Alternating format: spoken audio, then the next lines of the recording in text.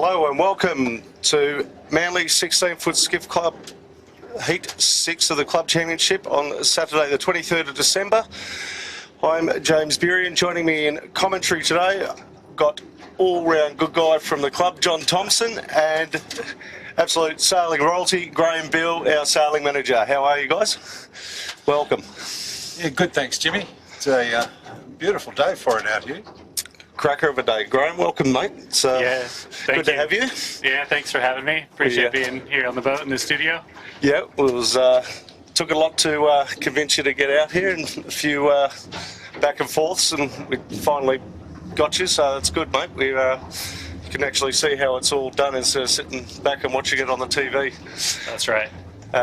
Yeah, for those that don't know, Graham Bill, 2 times Olympian, 2008 and 2012 for the US in the 470 class, and is now our resident sailing manager of both Manly and St George Sailing Club. Who we got today? We've got the Heat 6 of the Club Championship here. Are they sailing at St George today, Graham, as well? No sailing at St George. They wrapped up their year last weekend, but they're all gearing up towards nationals. I know a few teams are going to be on the water today, and all through the Christmas break as well before nationals. Yep, pretty exciting stuff. St George hosting the national titles for 16s and 13-foot skiffs, with start on registration on the 5th all the way through to the 13th. Live streamed right here where you're watching it now. We believe that's where we're going to be hosting it. And we'll have some pretty special guest commentators through that period, so don't forget to tune in for those as well. We might even have a bit of a roaming camera around the park might put you onto that, Graham. You can go interview some people and annoy them in the park if you like.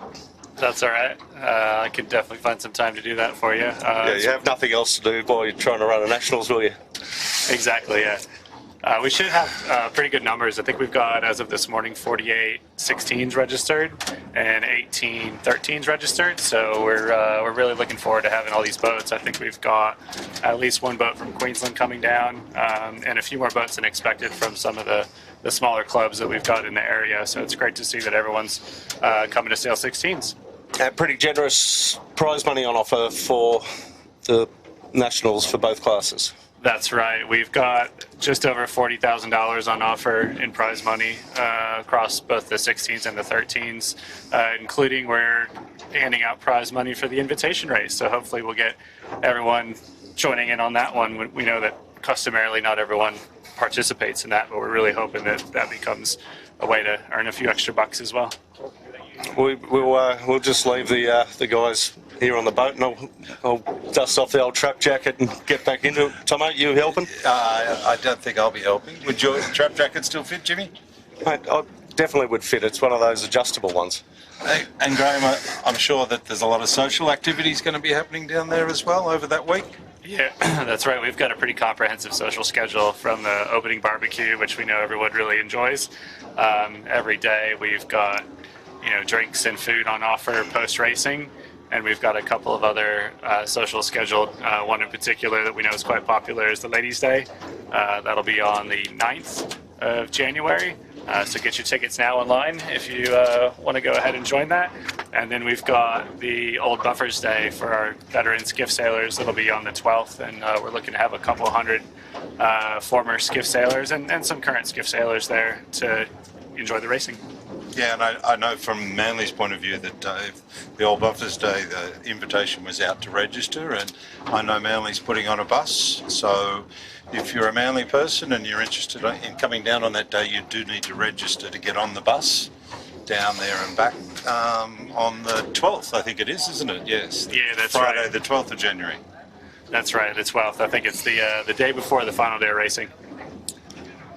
That'll be good for a few sore heads, I'm sure, after that. But yeah, so all preparations all done and dusted, I gather. Just a few little minor bits and pieces to sort out, as always, running into a regatta. Yeah, I think we've got our landscaping crew down there today, just tidying up our rigging space, giving the area a little bit of a trim. So we've got a nice rigging lawn for everyone, making sure our pathway down to the water is pretty stable as well. But we've got a good group of volunteers down there at the club who have really put some effort into organizing and planning the whole thing. So we're really looking forward to showing what the new club can do, because the club's only been reopened for just over a year now, and it'll be great to see what we can do with it. Yeah, it's the club is actually performing exceptionally well financially, and the sailing is reaping the benefit from it, which is all the better. That's the IMI guys there on screen with their boat out of action at the moment. Their boat's off back down to Melbourne for some TLC before the Nationals. They got had a bit of an issue, same with a few other boats, but so they just jumped in Hugh Stoddard's boat, the old Musto, for today, just to and you'll notice Rob Napper is back on the water, people, so look out for those guys come Nationals. If Napper gets through it today, he's been working exceptionally hard off the water, trying to get his body right to get back into it, and he went sailing yesterday. Messaged him last night when I seen they come off the water and said, "So are you back on with us?" And he's like, "Not a chance." And I went, "Okay, no worries, Rob. Great knowing you. See you later." So that's when I bumped into Tomo and convinced him to come along for the day.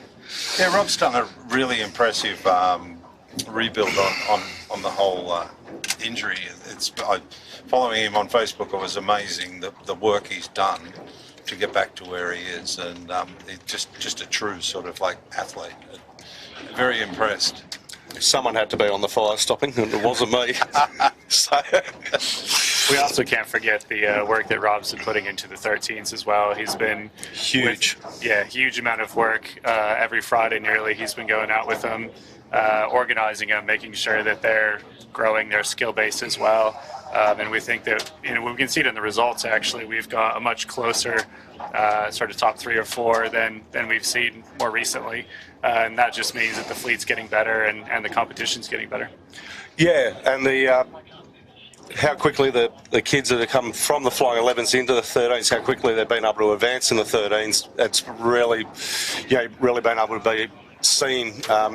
Huge congratulations to Rob and everyone else that's pitched in and helped out. It's not just Rob by himself. He's got a pretty solid group of volunteers that jump in and help him, and it's good to see that, particularly the older skiff guys are willing to give up their time and pass on their wisdom and knowledge and their mistakes that they've made to make the kids advance a lot quicker.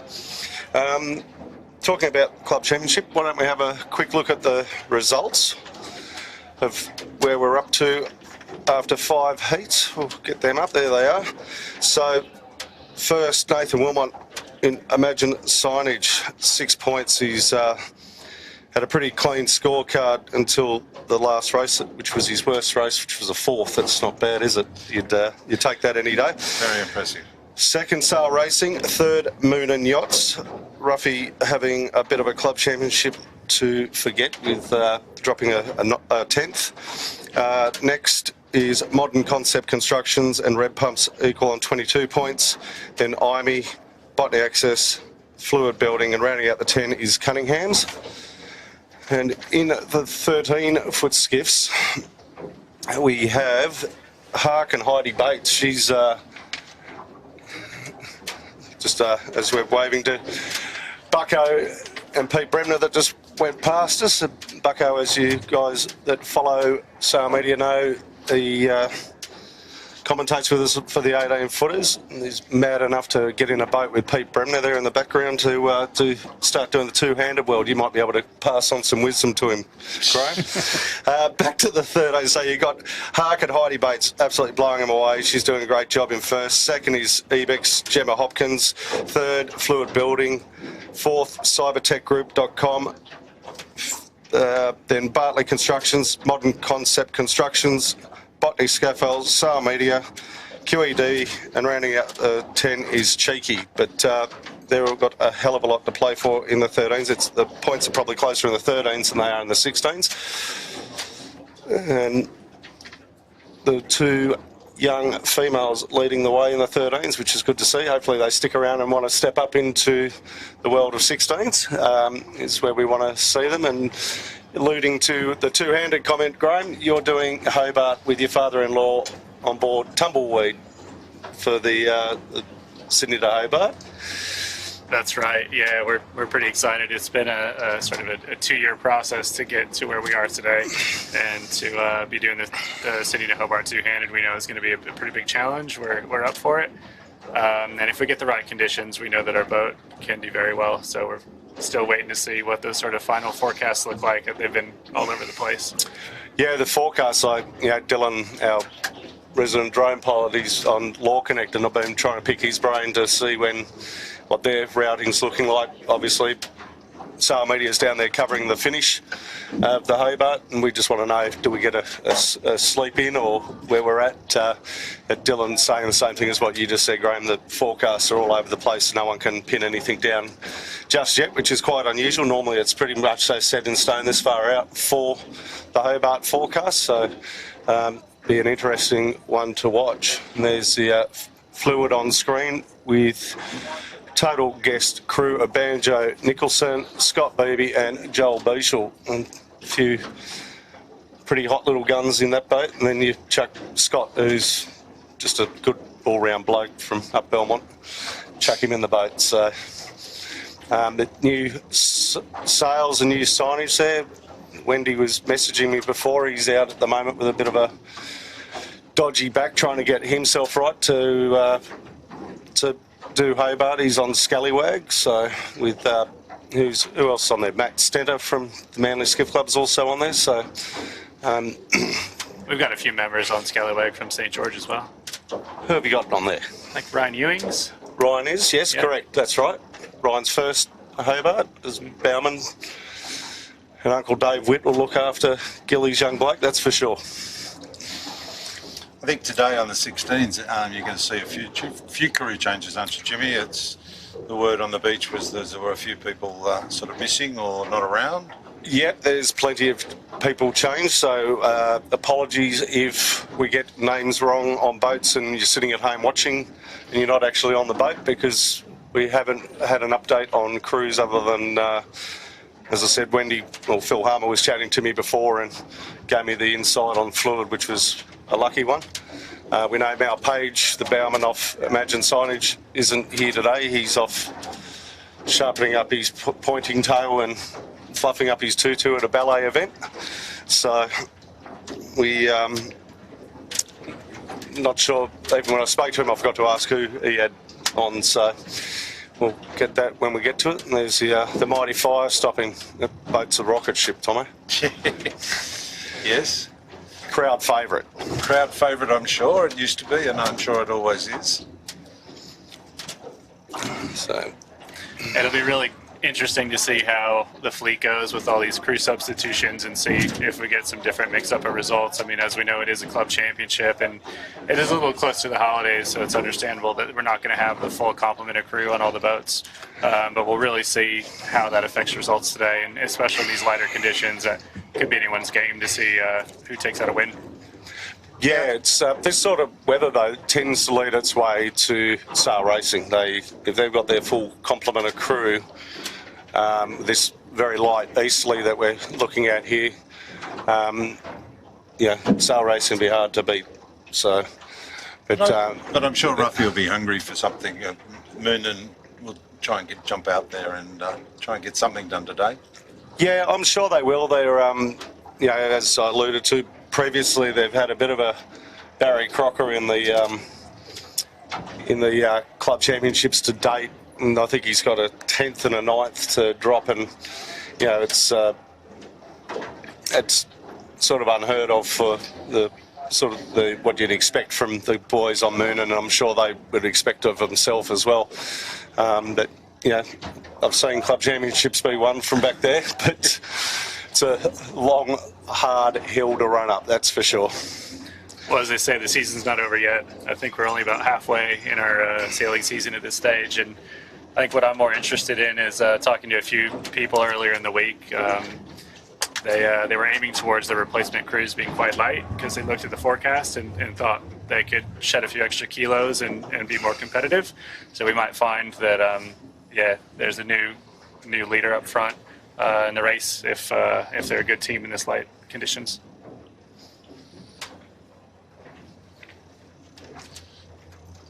That's not Georgia Clancy on the back of that, I know that much.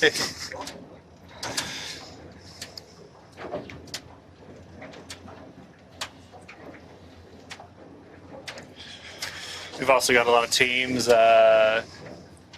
preparing for nationals. I saw a few new sails out here, and actually it looks like just over here to our left we've got a St. George boat joining us today, which I wasn't expecting. That'll be Tagara with the red dot on their sail just coming around the back of the start boat. These guys have been pretty serious about their campaigning down at St. George. They're not necessarily always in the top, but certainly in the top 3 down in the St. George fleet, and I think they're gunning, top 10 usually in the rest of the 16. So it's really great to see that they've made the effort and come up here to join in a race and get a bit more training in before nationals. Pretty smart move. Do you know what Tagara means?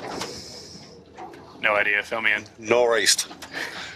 So it was old Cliffy Monkhouse's boat name back in the day, and then obviously Sam sailing on board there and carries the family traditional name of their Pop's boat, which is great. Certainly don't have a nor'east today. Looking very east, isn't it, Jimmy? Yeah, well, they got a bearing of 105, and for the 16s, L4, and 13s, L3, so it means leeward finishes.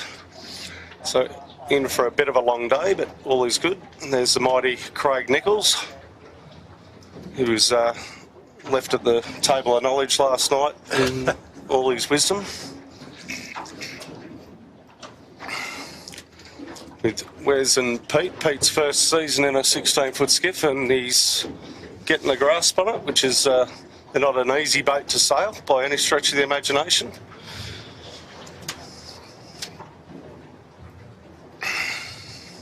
But yeah, the going back to the Tom and Sam, and I think it's Sam as well, isn't it? 2 Sams and a Tom on the Tagara.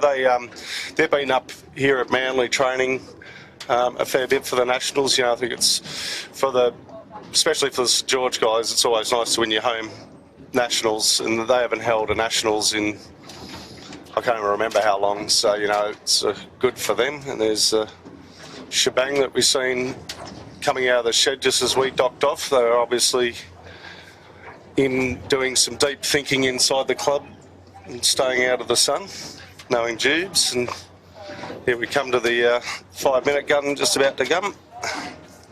They don't have a gun anymore, but that used to be the day, having the starters gun. Yeah, going back to your comment on the St. George crew, they're really excited to be running racing there. And we're going to try and have a good mix of a solid race course there in the river if we get the right conditions. Hopefully in the sort of northeast or east direction, we can run in the river there right outside the club. If we do get something out of the south or southeast, which we do get this time of year, we might have to move out into Botany Bay, which will still be fantastic racing, but our preference is to try and race in the River Club. That's where we do our racing every Saturday down there, and we know that the local boats there are really looking forward to it. There is a little bit of a local knowledge, and having some strong current in that area, could mix up the results quite a bit. Yeah, it is a very difficult place to learn how to sail. I remember when we first started sailing down there, and a lot of the local boats do circles on you. Like you'd be quicker than them, and they'd be out in front of you in no time. But I was pretty fortunate enough to have Jeff Morstretch jump on and sail on the fire stopping one day, and he pointed out all the little things to line up, and I think the following year I retired from sailing, so that was great, but such is life. But it is. It'd be great from our point of view if they were sailing in the river rather than out on the bay, because it sort of limits what we can cover because of obviously little busy airport just across the way there.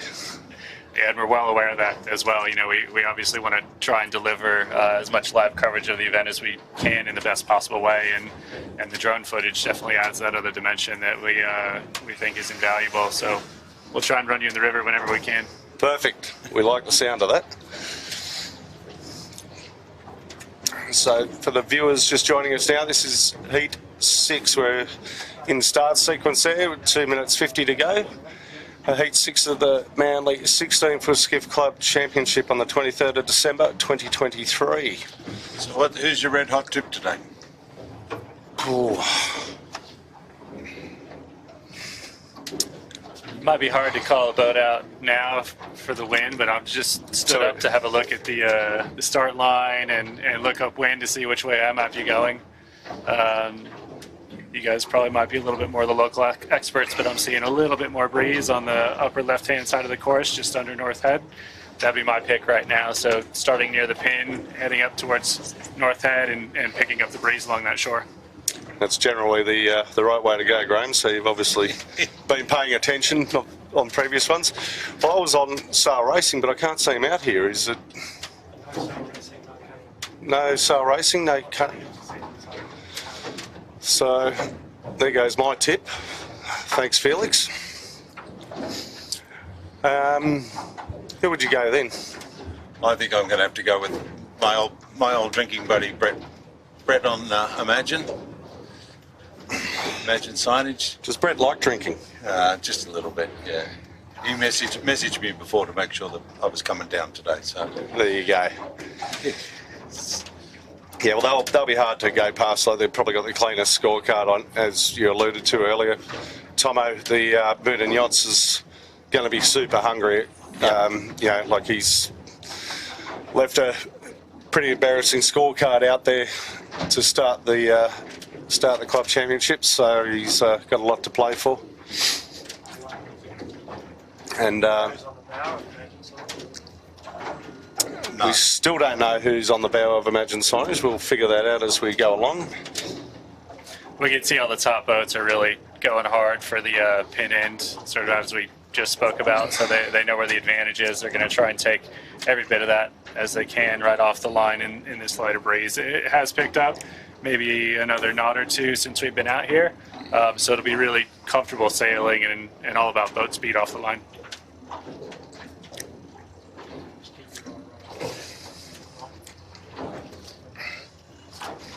The other one that's sort of sailing quite well is Modern Concept Constructions. Jared Smith, he's first year back steering in a while, and been busy repairing Manly Juniors and so forth. So they seem to be having a little bit better luck in the stronger breeze, but let's see how they go in the light stuff today.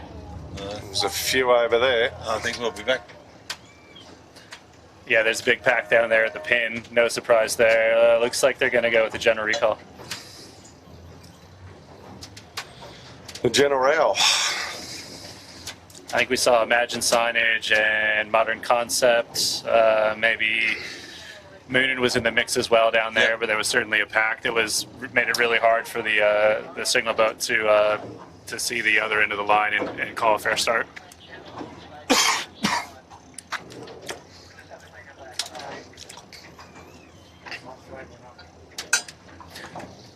Sounds like they might do a small adjustment on the pin end, maybe bring it back a little bit just to square up the line, make it a little less favored at that pin end.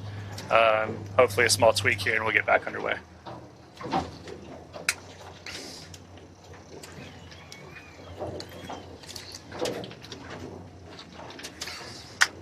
So Jimmy, how many masts did we have broken a few weeks ago in that unexpected sort of northeast that we had? I think there was 2 or 3. It was a couple of weeks ago. The viewers have head over to our, I think both the Manly 16s and the Sail Media Facebook pages. You'll see some incredible photos from a day where Chits and I decided we might just go out and have a little look. We weren't too confident that we were going to actually get anything away. There wasn't really any breeze, and right where we are here, just off Grotto Point, all the way down into Balmoral, was just this local cell of nearly 25, 30 knots, and it was just incredible to see some of the things that we seen. It was yeah, there was Red Pumps started the procession of snapping their tip, and then continued on from there. Fireball was in there as well with a broken rig. I had a little chat with them today, and they actually reckon their new rigs hair faster than their older ones. So I think they're actually happy with the breakage. Well, I think the rig they got was actually the rig off Red Pumps. So Greg gifted him, I believe, gifted him one of his rigs, so which was generous of him. So Greg must have tuned it up well for him then. Probably just put the bolt back through the bit that broke off the top of their one and sold it to him a little bit short. But there's one of the guys that I tried to get on, Paul, on screen. He was down for the Sutek Christmas party the other day. He was talking shorthand and telling me how quick he is. But I don't think there will be his breeze. There's Brian Wilmot giving us a wave. And Nick Connor steering the ship. So we had our general recall flag just dropped, so we'll go into sequence here in just under a minute. So let's see if that little adjustment on the pin in makes a big difference to this start. You still liking the left, Graham? For the moment, yeah, it looks like the breeze may have actually moved a little bit more to the middle of the course, and it does look like out towards the ocean there's a little more strength behind it. So we'll see what happens in the next sort of 10 minutes to see if we get a little more breeze. We've got I don't know which skiff it is. We've got a white spinnaker skiff coming downwind. They're sort of barely two-stringing right now, so we haven't quite got the filled-in pressure, but we'll see what happens in the next 10 minutes. Maybe we find towards the top of the first upwind that they get a little bit more pressure as they go around the top mark.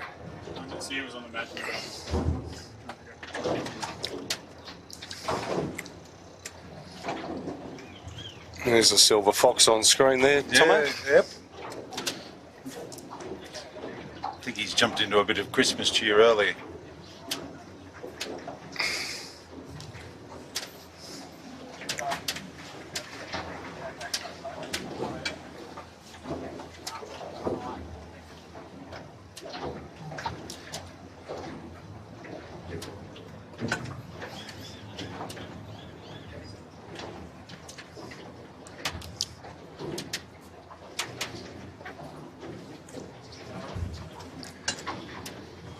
Back with the Tagara boys there.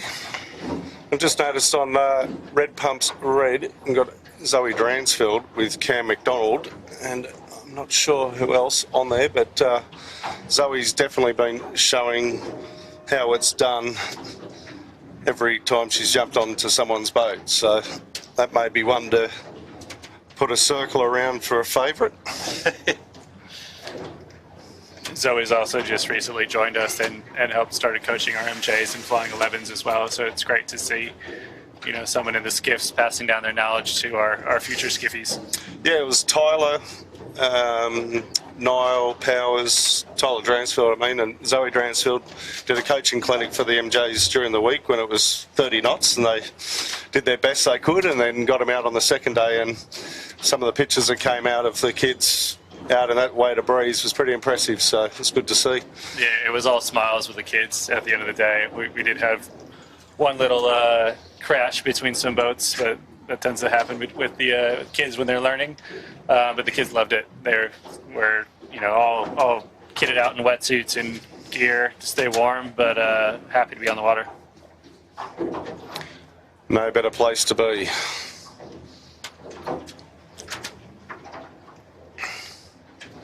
There's the Red Pumps at the bottom of the screen, all wearing Santa hats, ready for the party back at the club this afternoon. Yeah, as we get close to the start here, I'm not sure if they've adjusted the start line enough. It's still looking like it's pretty pin biased to me at this time. Little bit of increase in pressure as well, so hopefully everyone will be able to stay back and we'll get a clean start off.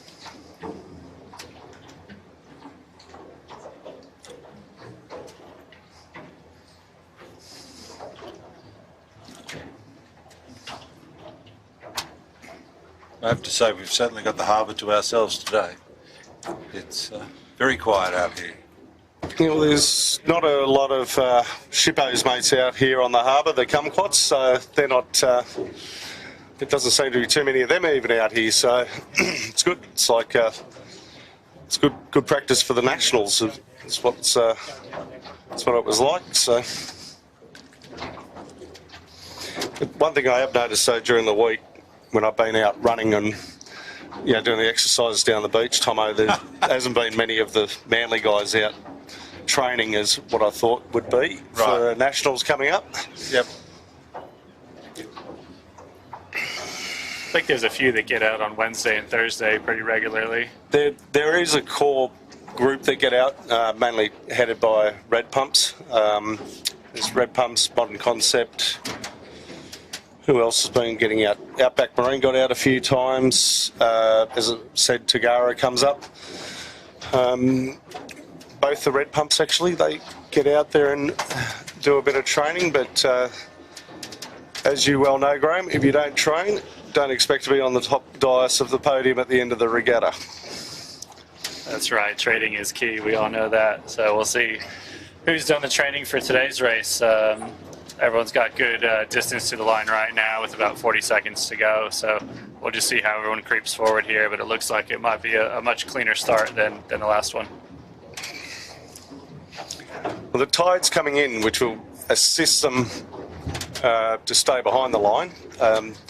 Normally what you see, Graham, is when in a nor'easter they set the line up here and run out tide and everyone goes, oh, we thought we had plenty of room behind. They don't realise how much water is actually up the back of Middle Harbour here where we sort of are starting.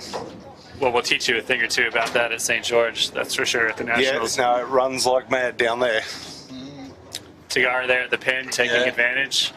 Looks like they're going to get a really good start off the pin, so as long as they've got the boat speed to go with them, they might be a favourite here off the line, so we'll see how their boat speed carries them forward.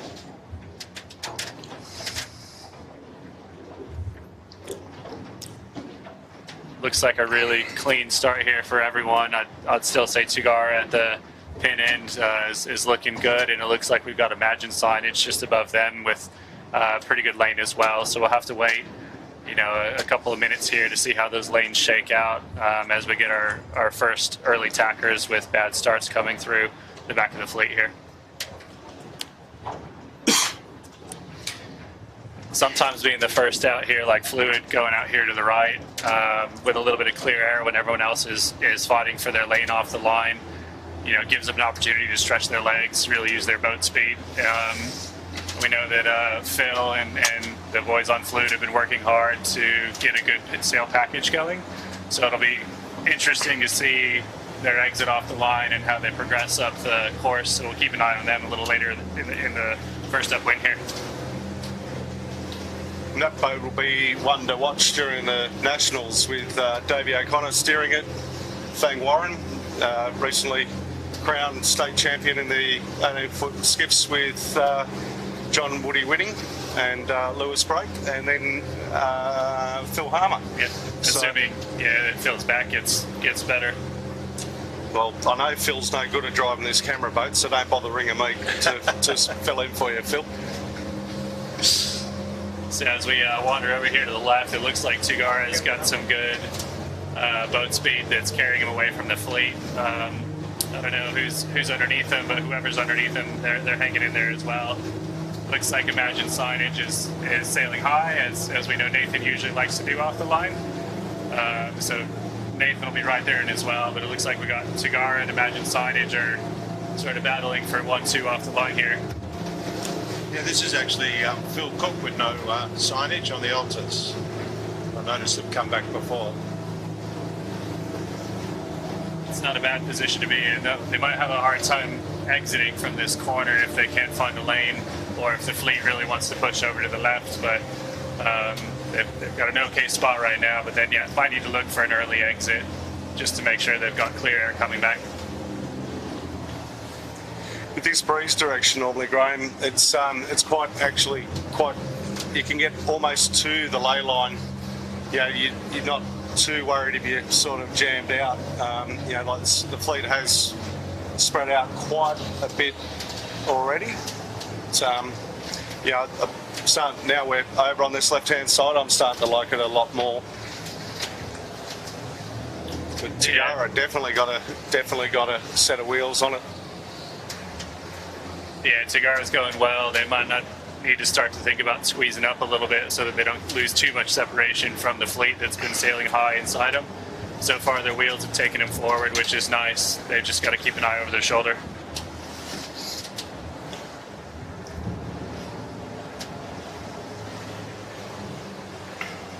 There's just a little bit of swell, leftover swell coming in from the southerly that we've had the last couple of days, which will present a little bit of a challenge, maybe even for some of our St. George boats, as they are usually not used to those sort of wave conditions. We've got a nice sort of either extreme short chop with wind against tide or some really nice flat water down there.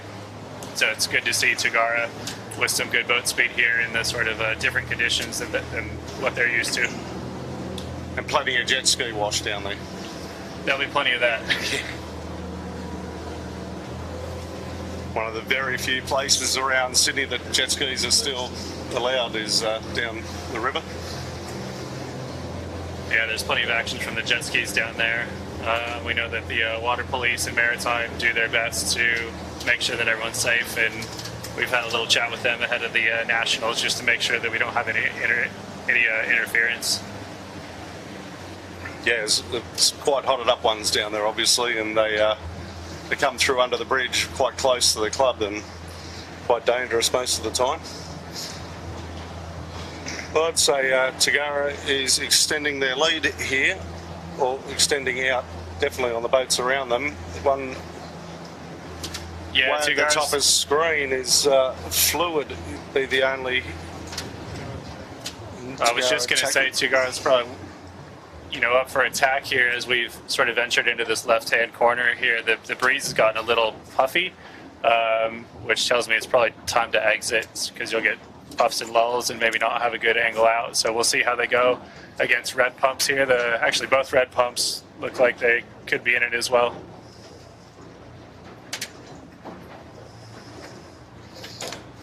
Just getting a message through from Adam Gilson saying that his dad got hit by a jet ski on the skiff down there back when. So I won't read the rest of the message. Thanks for that, Milko.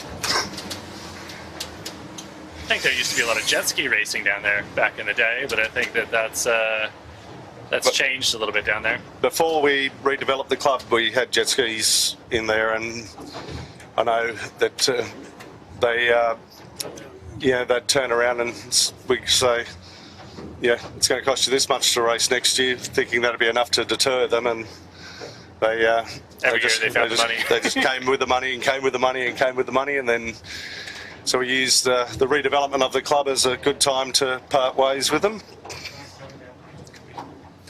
Surprising to see Imagine signage out here so far to the left. I mean, they're getting pretty close to ley line here. They've got a couple boats inside them.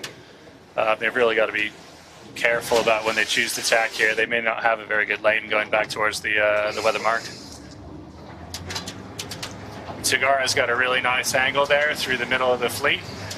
And you can see just inside them, they've got a little bit of fluid coming back at them. So fluid's kind of coming out of the right as we saw off the line with decent pace. It looks like they've just gotten ahead of one of the red pumps boats that attacked off earlier. So they might still be in the mix here even after that early exit and potentially at the unfavored side as well. Just seen on the Imagine signage, the forward hand is Sean Connor, Nick's brother. There you go. Not a bad replacement. There's a Sean we may be seeing as potentially the Olympic representative in the 49er class. That's right, and I think he's sailing with Jim Colley, if I'm not mistaken. And yeah. I can't remember. Jim may have actually skippered Imagine signage for the States, I believe, as a sort of a guest skipper. Yeah, well, I think Mal uses his sway from obviously his contacts in the Australian sailing team to pick and pick and choose who he likes out of the AST, which is not a bad thing if you've got it. Pretty convenient. Yeah.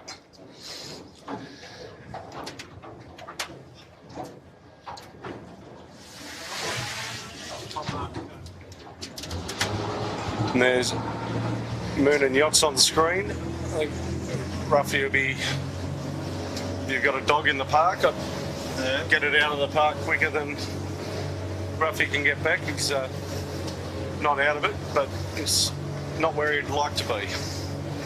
No, he's a little back and pretty far leverage to the left. We're in a bit of a light phase underneath North Head here, and they looked a little overstood after their tack, so they're going to be full boat speed mode, trying to get to that mark as quick as they can. They've really got a lot of water between them and the mark. They've got to clear just to make sure they're still in it. As we race forward here, we can see Tagara's come back onto starboard, and I've got sort of a surprise boat near them. Actually, looks like Nozomi's kind of sailed through actually with a good shift. So I think this will be a really interesting race in this lighter stuff. Looks like it's a little bit shifty as well, so there's some opportunity for a lot of boats to be up near the front.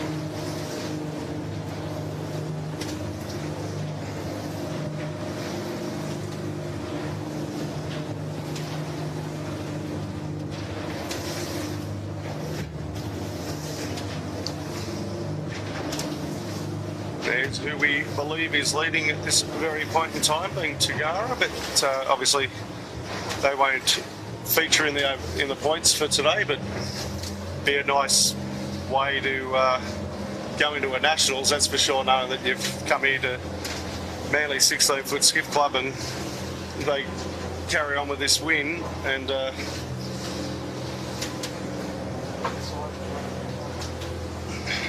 yeah, I mean, this is their last opportunity to do some real racing before the Nationals kick off, and it looks like they've come over to just do a covering tack. They've tacked on a really nice line to stay in touch with Imagine signage as they approach the mark here.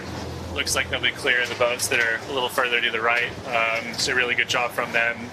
Start up the work. I expect them to be around the mark first here.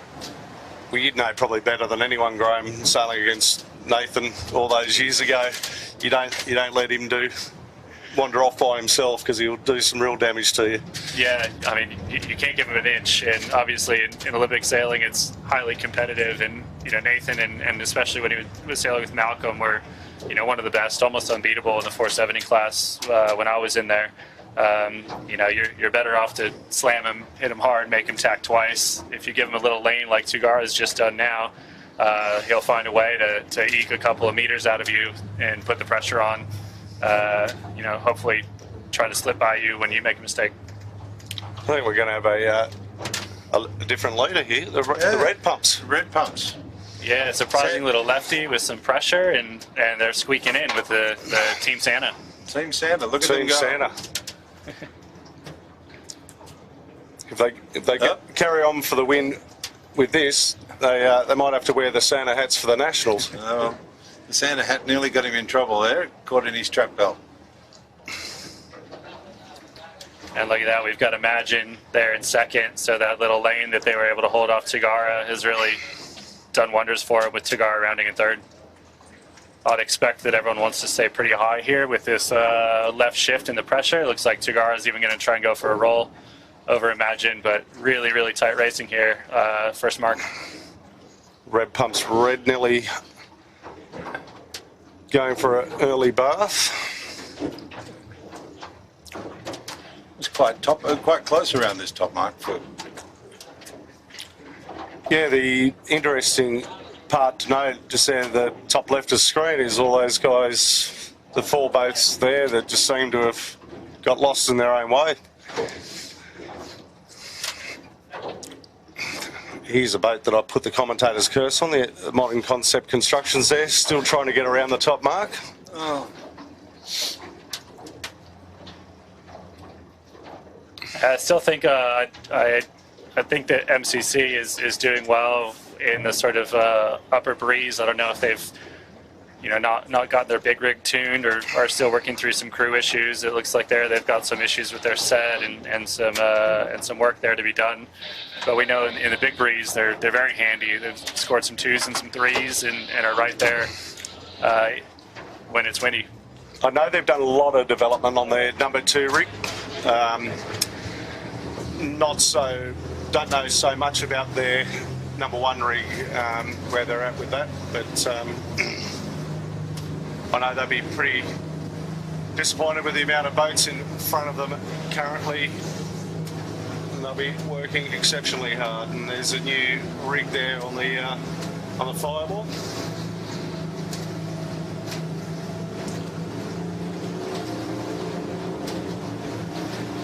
Looks like we've got Imagine signage as the first one to jibe out, and it looks like it's getting quite light in the corner over here. Red pumps red. It's a little down pressure, and Imagine signage is carrying some good stuff out, as is Moonin. They've got a good line there. If they're a little clear of Nozomi, it looks like.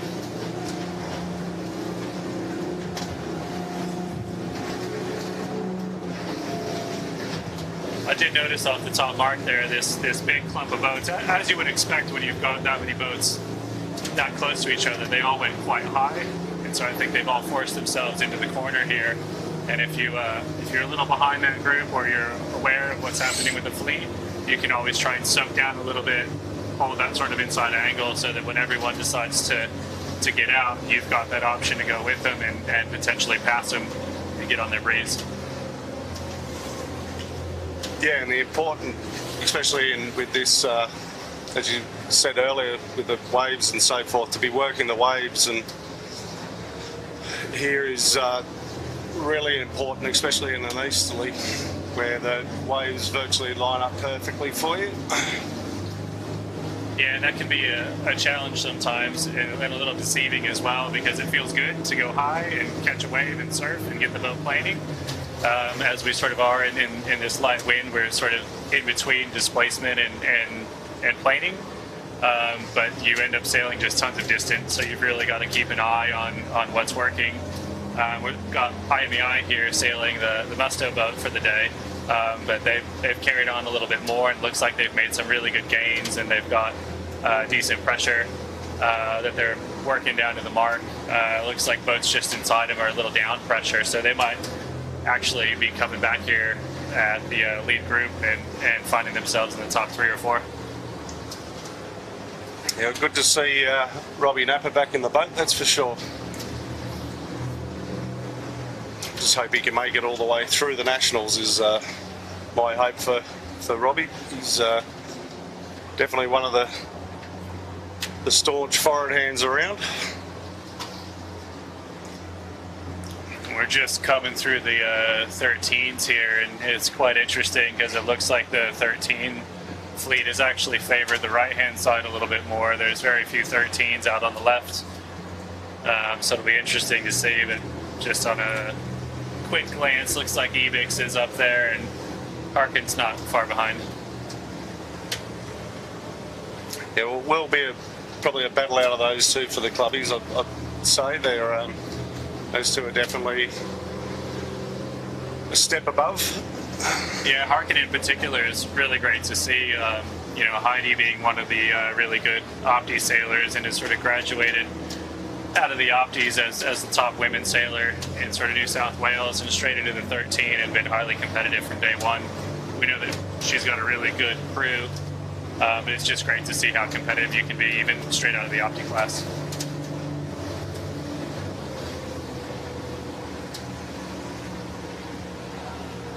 It's quite a steep step from an Opti to a 13-foot skiff, so it's awesome to see. Not that uncommon though. I mean, we see, around the world, we see Opti sailors jump into 29ers as well.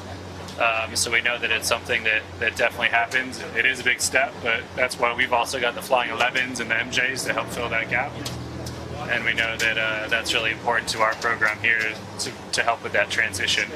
Was it 2 years ago or 3 years ago an Opti kid got World Sailor of the Year or something, didn't he? I think you're right. It may have been a Spanish sailor, I want to say, but I think you're right. Yeah, I think he won every single Opti regatta that year that he sailed in, including the Worlds.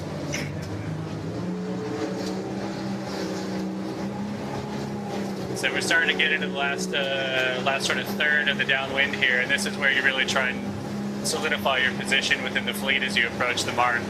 The gate that we've got down here today looks like there's a pretty big spread, so there's going to be a pretty big opportunity to make sure that you choose the right gate. I'd handstand and choose the left gate looking upwind, right hand gate looking downwind, just as Red Pumps is doing here coming into it. So hopefully they've got a nice early drop and looks pretty tidy, and they'll be off and on their way up to the favorite side of the course. And it looks like IMEI have snuck into third there, so their little trip further out to the corner with the breeze has netted some gains. They might have a little bit of an overlap situation. Yep, definitely an overlap situation with Moon in here, so still up into fourth. Good little gain for them there. Well, Daniel Turner on Moonen will be happy with where he is sitting currently for his overall standings. Yeah, I didn't see where he ran at the top mark, but it certainly wasn't in third. I think he was about 6th or 7th. Oh, it looks like Tugara's just had an issue there. They're going to have to do a turn and re-round that mark. They have not gone around it yet.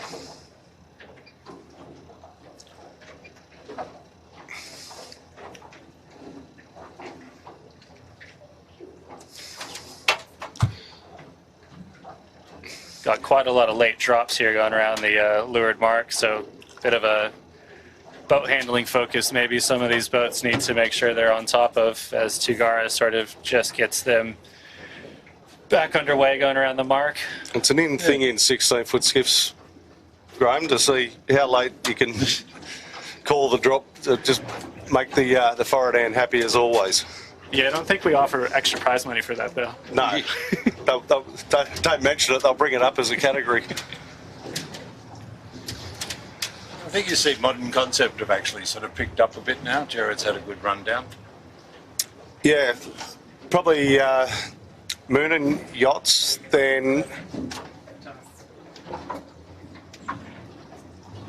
Moonen Yachts and MCC are probably two of the better boats off the breeze for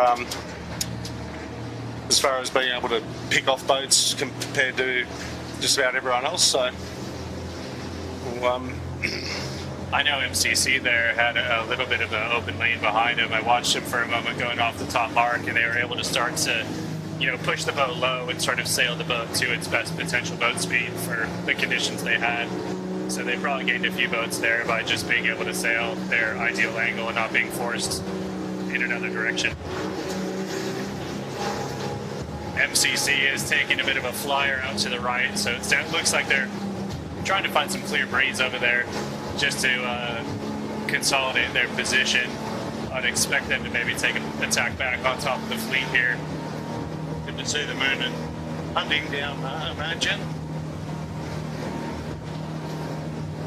and there's the leader on screen, Red Pumps, who are extending their lead as we speak. We're just going to wander on over and give the 13-foot skiffs a bit of a look at while the 16s make their way up. Yeah, I think that first beat really sort of set the stage, and you can see everyone's really just coming up here for the top left. We've got MCC still way out on the corner, but other than that, it's a bit of a parade out to the left at this point.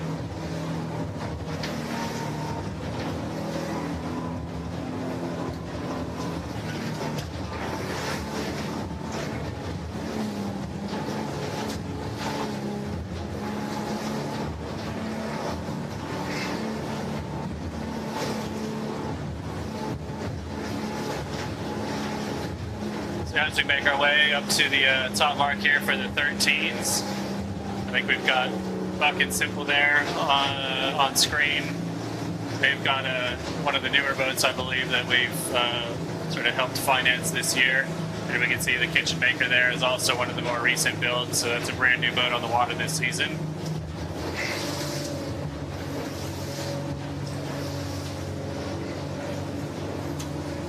Just a quick glance, looks like Harkins sort of found their way up to the front, so it looks like they've picked a few ships past Ebix and forced Ebix off to the right outside ley line, so good position for them to make some good distance and try and pull away on the downwind.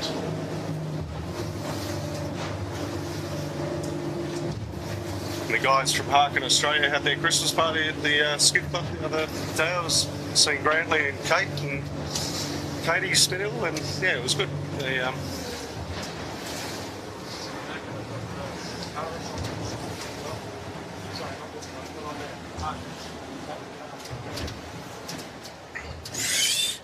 Yeah, well, Harkin are the suppliers of the Vicaris system, which they use in the 18-foot skiffs, which is a pretty good starting system.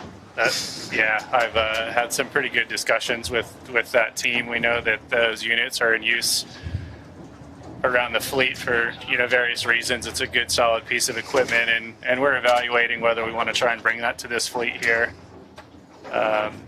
We've obviously got to consider a lot in terms of race management and the extra burden that it might place on those teams and the potential benefit that it brings to the competitors and the starting team as well, just to make sure that there's a really fair starting line. There's second place, the Hopkins, Gemma and James. They're our two-time defending state champions, having just wrapped that up a few weeks ago, and they won the nationals last year. So they're going to be the favorite leading into the nationals. You might choose Harkin if you get some lighter conditions like this. They seem to have maybe a slight edge on Ebix in this lighter stuff. And there's Magic Marine, who they were one of the boats in a fair bit of trouble the other week when 30-odd knots. And there's the Botany Scaffold with Soph and Bella on board back on board after all their HSCs and schoolies, and I think they went for their first training session last night. So good to see them back.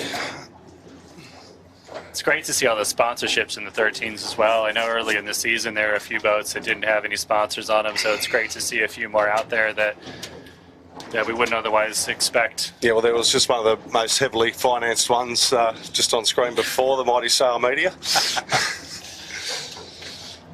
Helping out an old mate in Daryl Mellon with his young charging son, Ben. So, what do we got to do to get you on a 16? Well, I've got the fire stopping, mate. I've got everything covered. Share the love. It's... There's a kitchen maker. G'day to Darren McCavanagh if he's watching, a very long-time sponsor of skiff racing here in Australia, and he's never afraid to put his hand up to sponsor, so he's quite a handy guy to have around, and sponsoring skiffs in particular. Yeah, was it Mal a few seasons ago that was sailing the 18? Yes, on the kitchen maker? Mal Page was sailing the kitchen maker 18, that's correct, with Darren McCavanagh, and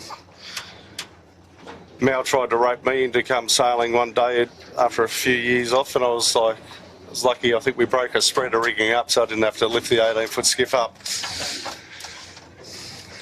So there's the second last of the 13-foot skiffs, being boat number 44, which is Andrew de Montfort and Jake Bentley. Well, that's who we got on our call sheet, so if it's not them, we apologise. But Tomo, you were around obviously when the 13s first sort of got introduced, and yes, the fleet quite surprising you? The fleet is amazing these days, having seen sort of the days of even helping out, sort of getting the boats rigged up and running around doing this and doing that, and all the teething problems. It's amazing. It's fantastic to see so many 13s.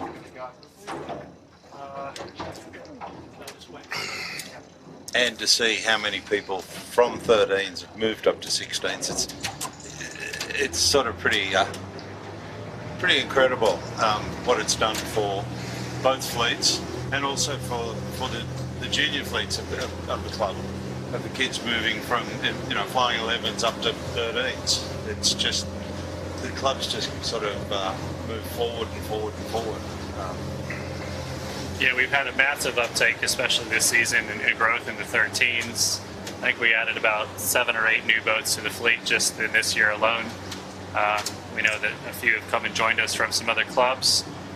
who want to, progress their sailing skills, but we've also just had a good growth and transfer of our sort of flying 11 sailors up into the 13s. And the club has got an amazing vision and put some money behind that to help them out, and we helped finance the build of 5 new boats, and it's great to see those boats out on the water and make sure that we can continue to help these kids out and hopefully get them into 16s in the future. Yeah. Was a Certainly, record. Red Pump certainly have held on to that lead. Probably extended their lead, you'd think. Yeah. But they, a record spend this season on sailing for the Manly Skiff Club group, which includes obviously St George, and on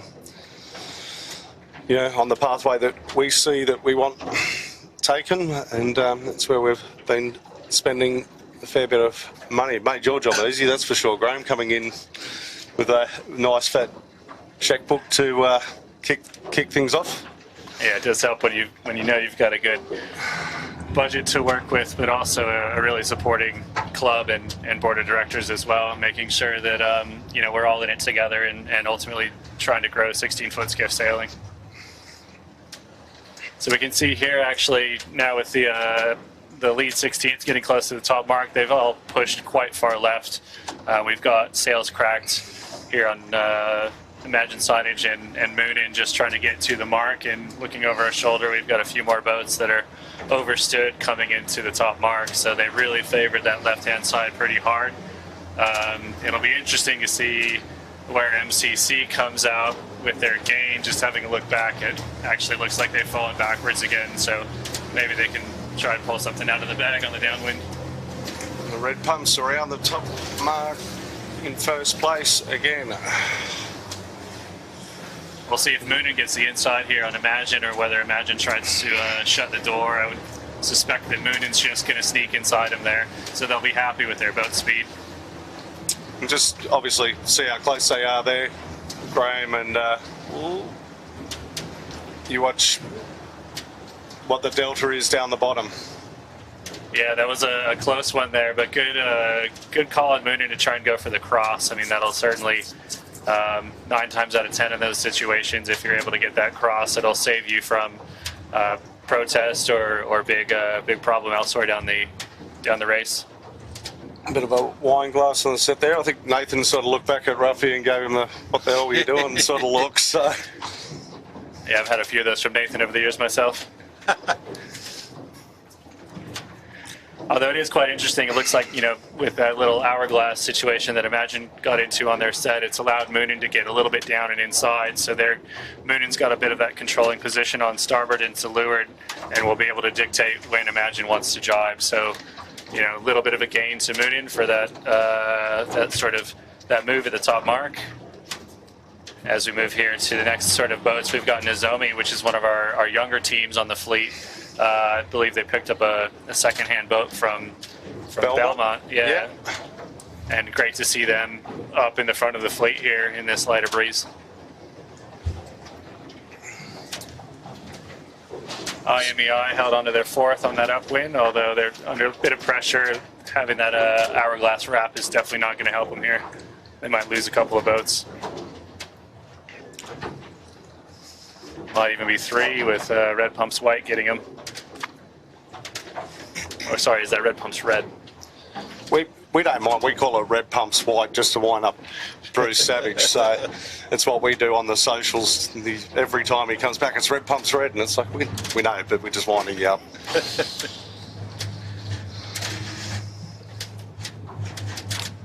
So the fleet is spreading out here. So.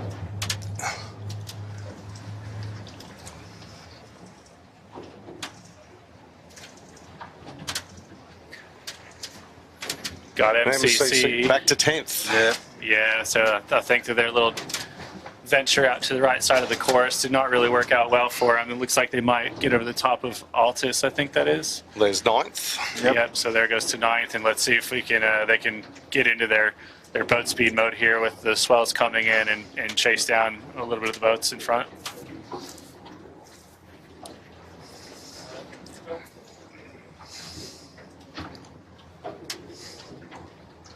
Fireball had a nice set. Let's see if they can get out in front of Shebang here without running into their breeze, but don't think there's enough apparent to make that work today. Yeah, now they're at risk of getting rolled by a few other boats. Tough move. Sort of hurts because when you're down there, it's a snowball effect, isn't it? Like, it doesn't matter how hard you try and point the boat up and go for it, it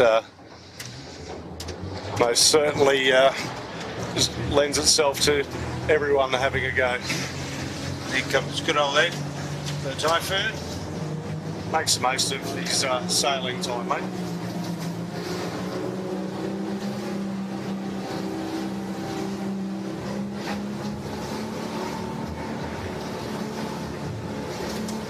So we got a good spread of boats here, heading down that left side upwind, right side downwind, because we know that's where all the pressure is. You know, those who have gaps around them and can try and make some good boat speed. Again, MCC is the one we're sort of looking out here who can make good gains, and looks like they might have an opportunity to pick off a few boats here. If yep, there they go for a jibe just then.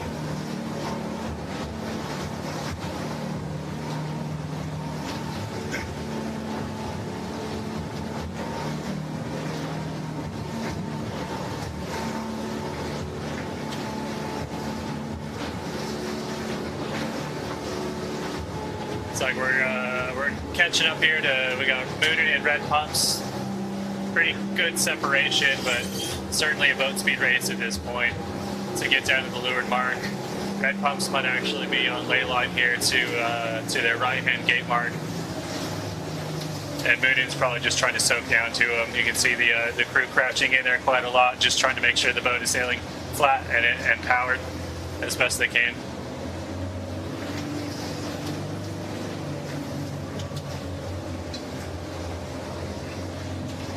Just got some powerboat waves there that you can see the crew working on the Moonin yachts. Yeah, and I think that's a really valuable lesson. I know, you know, in dinghies, and they're not always skiffs, but you've got to really try and use every single wave, puff of wind, you know, to your advantage, and that's what really makes the difference at the top end of the fleet. So you can see there they took a little bit of a trip on the waves just to get a little bit of boat speed, and are just trying to work their way through it. But constant maneuver here, moving between the sort of you know, displacement and planing modes in the boat is what's going to make the difference in your sort of average overall speed.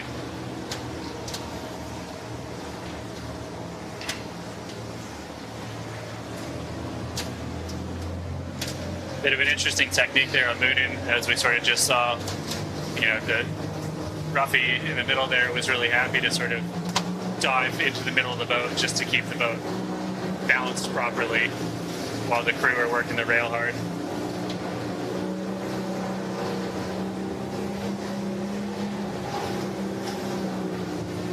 Then the 13s as well, just coming down their park and obviously extending their lead.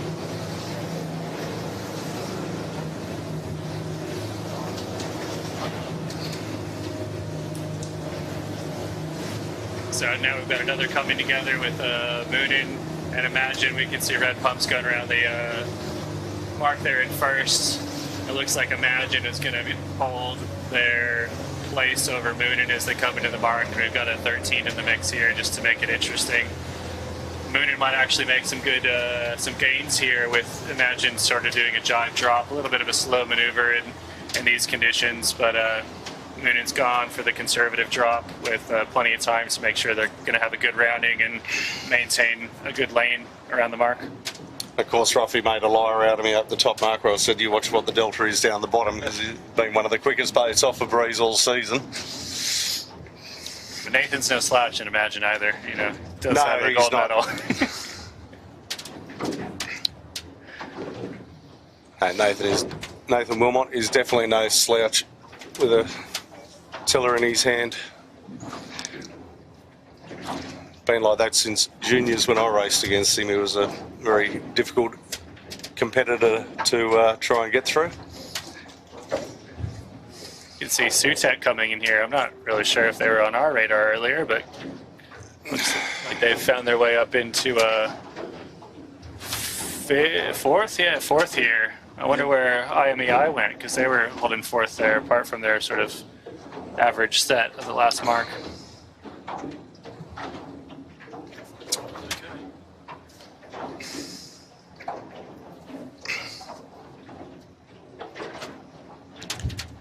Nozomi continuing on the good fight with Red Pumps Red just in behind them. You know, the interesting one there with Red Pumps Red coming around is I believe they've got a sort of a chute or a bag. I don't know what you guys call it. Spinnaker chute. Yeah, Spinnaker chute bag, a retrieval system. So, you know, it seems like 90% of the fleet tend to favor the more traditional sense. But you've got a few boats in the fleet who like to do the sort of 49er, 29er style with the umbilical cord and pull it into the boat. And, you know, they actually had a pretty clean drop there. It looked pretty tidy. I know in bigger breeds it can be a bit of a problem, but in this lighter stuff it looked okay. Well, it definitely helped your mate Brett Davis along with Greg Sarant and Steve Newell win a nationals up in Brisbane way back when. They it was like Armageddon up in the corner, and you couldn't get in to pull the chute in, but they were one of the only boats with a spinnaker retrieval system, and I think it was obviously key, with a bit of extra weight on the rail. Exactly. Might have helped as well, but yeah, I think you've got Red Pumps, you've got MCC and Red Pumps Red, I think, are the three boats in this fleet with spinnaker retrievals. Oh, and Fireball. They're on screen, obviously.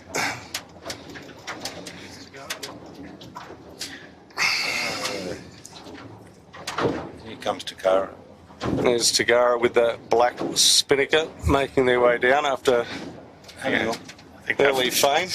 Yeah, that first gate, I think they got way out of position and really didn't have a good approach, and it's really coming back to bite them. It's a shame they had such good positioning off the start and are just a little ways behind now.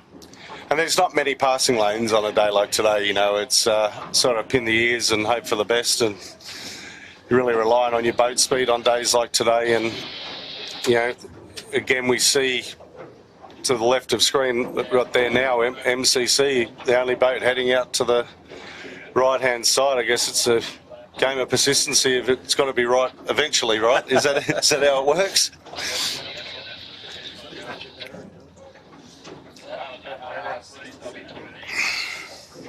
I mean, we can see that there's a couple of boats tacking out here after rounding the leeward mark, and if you're not in a good lane, you've got to tack out and try and go find something else to keep yourself in the race.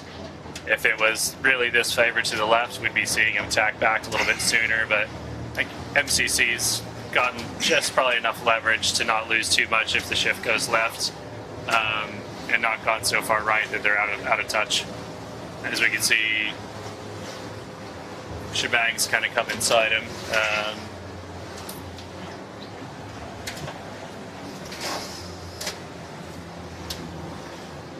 You know, watching the boats here and the crews move about, this is actually one of the more challenging conditions for any sort of trapeze boat, dinghy or skiff to be sailing. There's a lot of crew work. You can zoom in on any one of these boats here and you can see just how active the crews are. Really gives your legs a workout.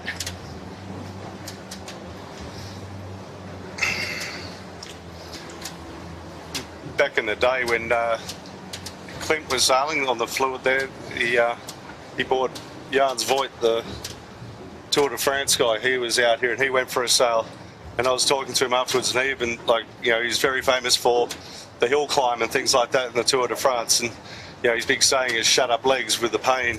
And he even said, like, after bending and stretching on one of these, he goes, that is real pain. He goes, that hurt more than anything. So, you know, it's these conditions certainly tested, you know, for a trapeze, you know, crew, these conditions certainly test your sort of strength in your legs. You've got to hold some quite uncomfortable positions at times. You know, you can often see, and it's a shame that Al isn't out here today because I'd be asking to try and get a view on him, but you can see a lot of crew, they tend to favor the sort of upper body up and the lure and the legs sort of kinked when they need to bend in. And I would say at the Olympic level, when you get into it, you tend to keep your shoulders and your back down all the time just so you get good pressure in your harness and through the rig.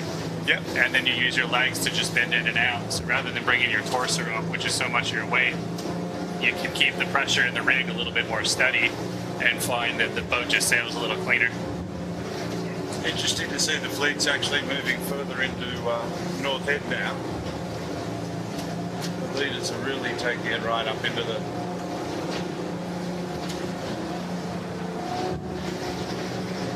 There was some good insight from Graham for the young kids at home. Yep. You can always put press rewind and listen to it again, and very helpful hints. You know, it's not often we get a dual Olympian on board the camera cat, so pick the brains of the best. And Graham, thanks again for joining us. And Tomo, it's great to have you along again, buddy.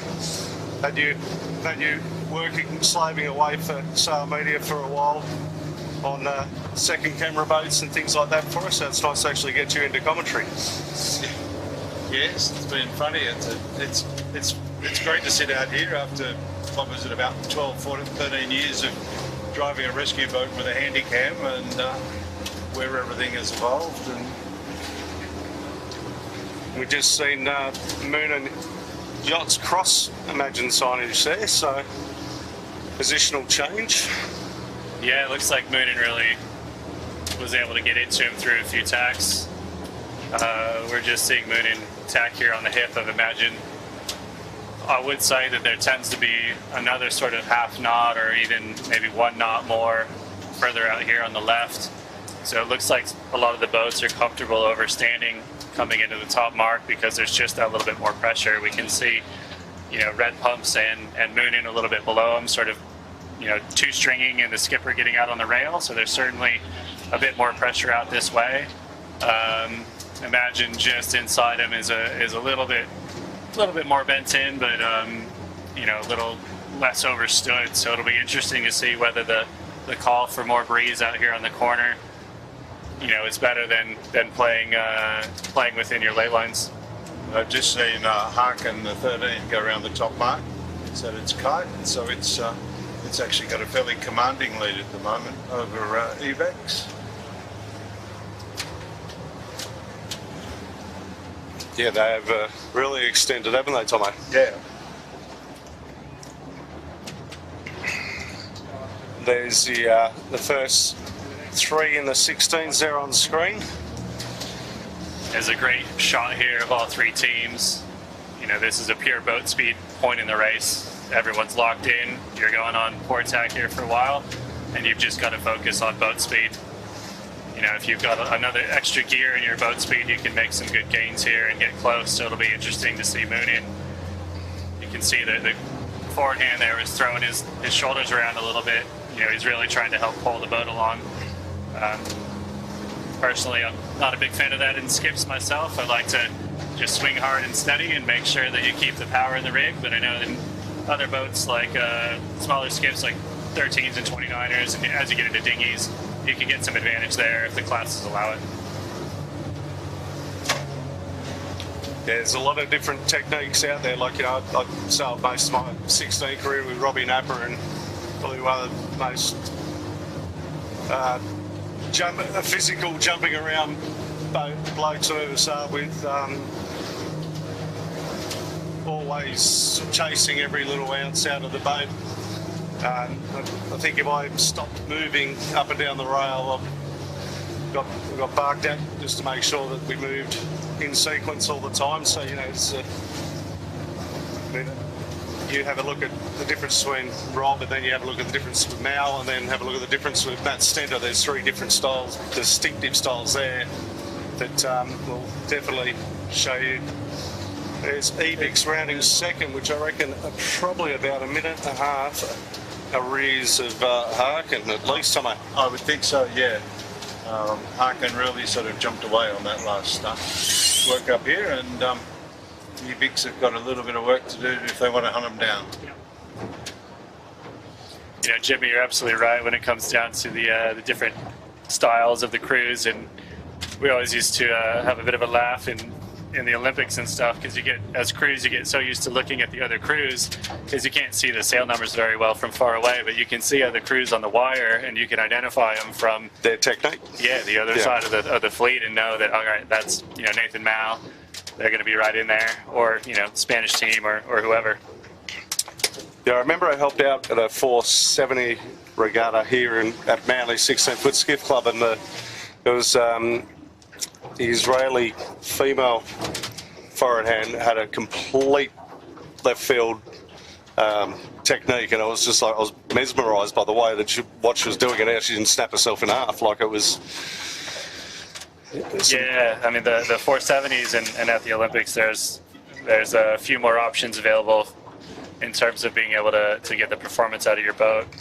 We can bounce around on the rig, we can flick the leech as we call it, and generate a little bit more. Well, they got that pumping rule too, right? Yeah, we call it the Oscar flag. We basically turn off Rule 42, and you can just go at it. It's basically, I think they've revised it now, it was 10 for the, I think it was for the Beijing Olympics, they dropped it all the way to 8 knots. And so at 8 knots, you're jumping around, flicking your rig, and trying to get some extra. This is interesting. Moonen have jumped in, and I think Close the gap. yeah, Sutek are also. Oh, that's 13 Sutek. Yeah, we've got a pass there. So Moonen's gotten ahead of Imagine Signage. I think that they had a little bit more pressure out here on the left side. As we're sort of pointing north here, I'm just having a look at rain radar and can see there's a little bit of some rain activity in the area. So we'll have to keep an eye and see what that might do to the breeze. We know that we've been getting some thunderstorms lately, and I mean, I think we're getting towards the end of the race here, but there might be a late addition. Yeah, well, fingers crossed. Well, they were talking about a late thunderstorm, so fingers crossed all the riders are off the water by that point in time, with this close to the Nationals.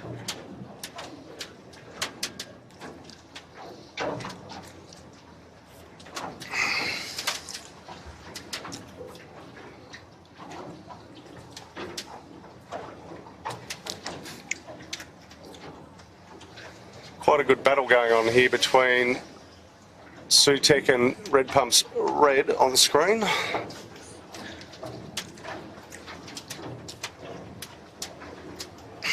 Looks like Nozomi's still sort of staying in. I know they were around him down at the leeward mark. It looks like they've lost maybe a little bit on this upwind here, maybe gone a little too far to the left.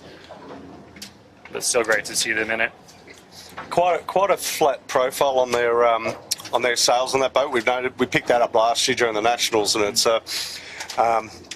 quite a flat cut main, so it doesn't help to get through a bit of the chop as well.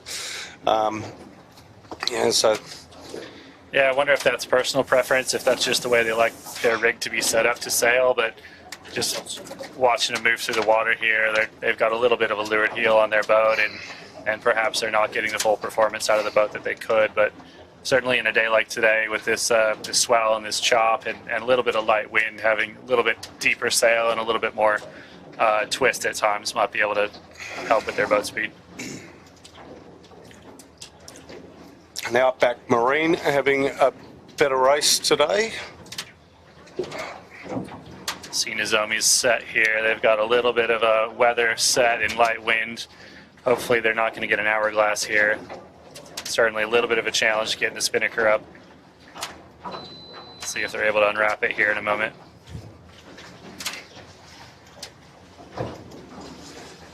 Always a forward hand's nightmare, isn't it, Graham?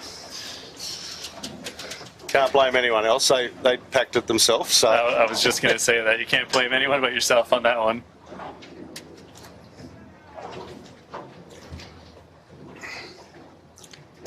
that is one hell of a, what we call a wine glass here in Australia. So you call it an hourglass. So we reserve the hourglass for the women.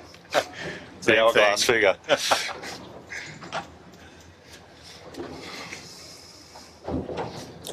The Army boys might be getting a bit tired here. Yeah, we've got MCC who's just gone for a jibe set. I think that's the first one we've seen this year. So they really seem to be favoring that sort of right-hand side upwind, left-hand side downwind, which is quite interesting because the rest of the fleet have really sort of, committed themselves to the left-hand side of the course, both up and down. So we'll see what sort of gains that they have there potentially. Well, we see the XCC 13 almost roll into windward there.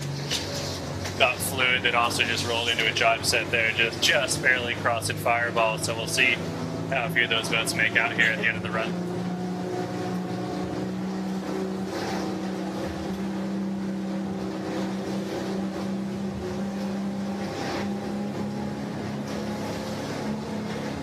bit of an incident there.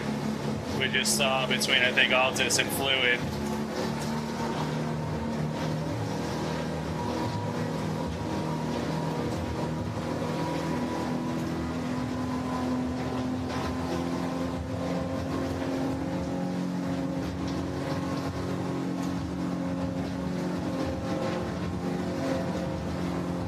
Looks like we've got our jibers out from the sort of secondary pack, as we say. You know, Sutek is clearly the leader out of that pack. They're sort of jibed in a good position there, good controlling position to sail their way down to the gate.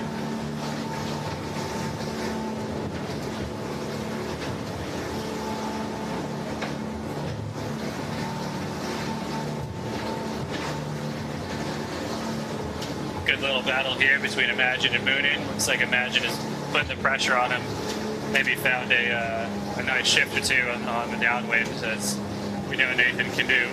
This will be a little bit of a boat speed test on the downwind, so you can see Ruffy maybe looking a little nervous there, and Nathan looking a little more cool behind the tiller.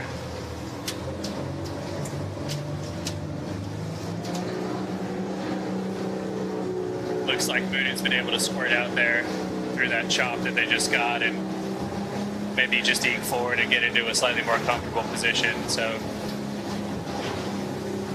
better for them than where they were just a minute ago.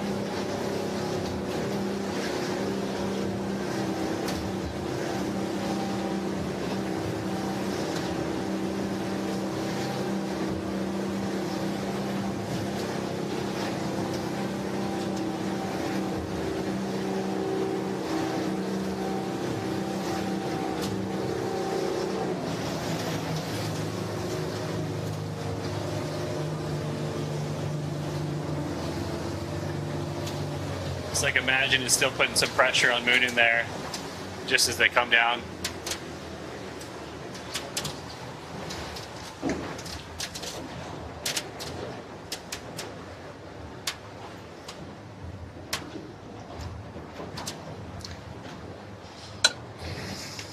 Red Pump still has a nice, comfortable lead here. Still doing what we all expect, which is going out to the left, although just taking a glance up right now, the lower left-hand corner looks a little light on pressure.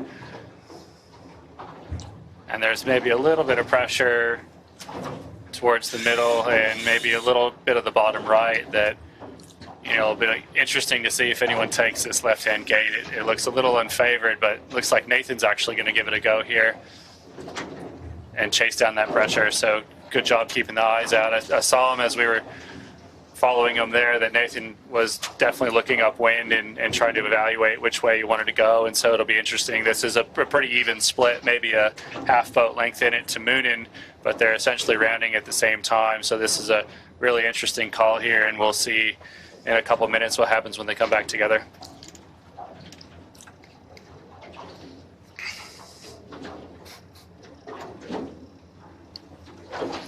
And the just alluding there, Graham, to Nathan having his eyes out of the boat. What's he looking at? He's looking at other boats around. Is he looking at what he can see on the water? It's a combination of all. Yeah, you're going to use everything. I mean, the boats on the water always tell you the angle and the breeze, the pressure that they have when they're sailing. But you've also got to look at what you can see yourself. And I would kind of agree with Nathan's call here. It does seem like there's a little bit more pressure bottom right. We did see Harkin, the leading 13, head out that way as well, and they've certainly extended their lead over Ebix quite a lot. So it'll be interesting to see how this nets out for Nathan. Just having another quick glance, they seem to have okay angle on the right. They're probably just looking for a nice shift to come back on. Yeah. There's the Botany access. Botany scaffold 13. Yeah, Botany scaffold 13 in 4th place. Heading out that way as well. Usually not a bad call to follow a gold medalist around a course. That was partly my, when I handed over the fire stopping to Alex Hart, and he said, mate, if all else fails, just wherever Nathan goes, go there. And he goes, what happens if I'm in front of him? And I said, just sort of figure out which way and go there. and hope that Nathan goes that way. And if not, get over the other way.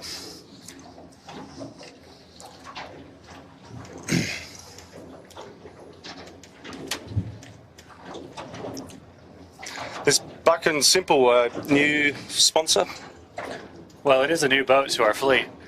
I believe it is the Jansons. Love the Spinnaker.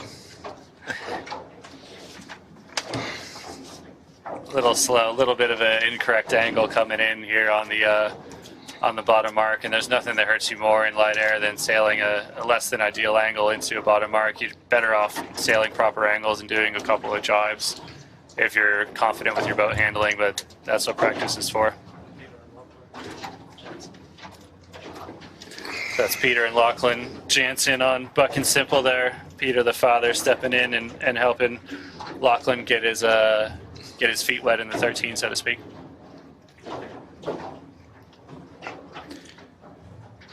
And Nozomi around next with MCC, and then close one between Outback Marine and Fluid. I'd say MCC actually made out quite well on that downwind. They were the first boat to jibe, and now they've come around. I think they've actually passed one or two boats, and they're certainly much closer to Nozomi around this mark than they were on the last one. I'm a bit surprised they didn't continue the trend and take the other gate, given how much they gained. That's usually a good indicator, right? Keep going that way if you've gained. Yeah, and if you're caught up in a bit of a ding-dong battle coming down, you don't have a chance to do what Nathan got to do. At least you've got that fallback that you know it worked last time. It's a bit like Canai Point over there. We've renamed that Ed Head because in the nor'easter he's the only one that goes there, and it works probably once every 4 or 5 years in a nor'east course. And that many times? When it works, when it finally does work, doesn't he let you know about it? Don't worry about the 400 other times it never worked. You can see here in this light wind that we've got going around the leeward gate here that it's quite slow going around the mark. Fire stopping here really late on the takedown. Don't know if they had a mark room issue there with IMEI or not, but certainly not an ideal position to be in doing a circle with your spinnaker still up. Don't know if any protests were hailed there, but what I was just getting at is, one of the biggest things that we started practicing and really paying attention to in our training was your approach and your exits to and from your marks. They're often overlooked because you're just spending so much time focusing on your approach to the mark, you forget about making sure you're getting to the mark quickly, and then you're also exiting the mark quickly. And you can gain boat lengths in some cases by making sure that you're just getting to and from that sort of transition zone as quick as you can. And fire stopping with that little manoeuvre error cost them 5 spots. Yeah, I still don't know whether that was a mark room situation they had with IMEI. I wasn't really paying enough attention to see if there was a rules issue there, so we'll have to see if any sort of protest is raised afterwards. A little bit of I would say maybe a bad move on IMEI in that case. As we know, IMEI, this is not their usual boat that they're sailing. Their boat's off getting repaired right now, and we as a group have decided that we're not going to give them their sort of points that they are for being out here. We're treating them as a visitor essentially because you're not allowed to swap hulls during the season. They're still eligible for their prize money, but maybe not the best move considering that they're being treated as a visitor today.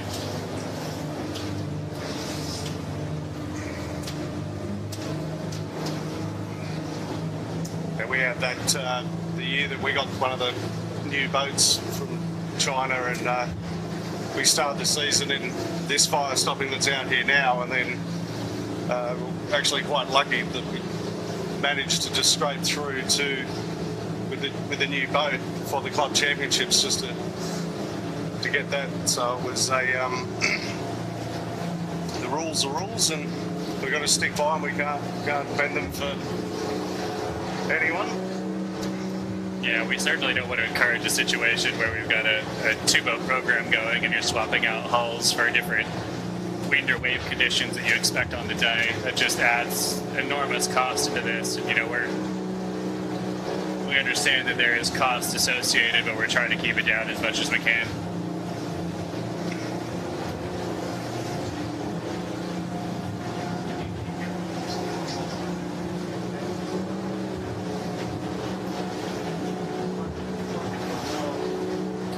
So we've got Imagine here, who's taking that little trip out to the right, as we saw that split in the gate. So they're trying to work their way up to the top left. We still think that the breeze has been in the top left, as it kind of has been. So they're probably trying to get their way over here, because we're going to have a cross, coming up here soon with red pumps and moon in. So this will be the true test to see which side gains. As long as Imagine Signage has their boat speed in hand, which I'm sure they do, they could be in a good position here to pick up some distance, and maybe a place or two. Here's our current race leaders, red pumps.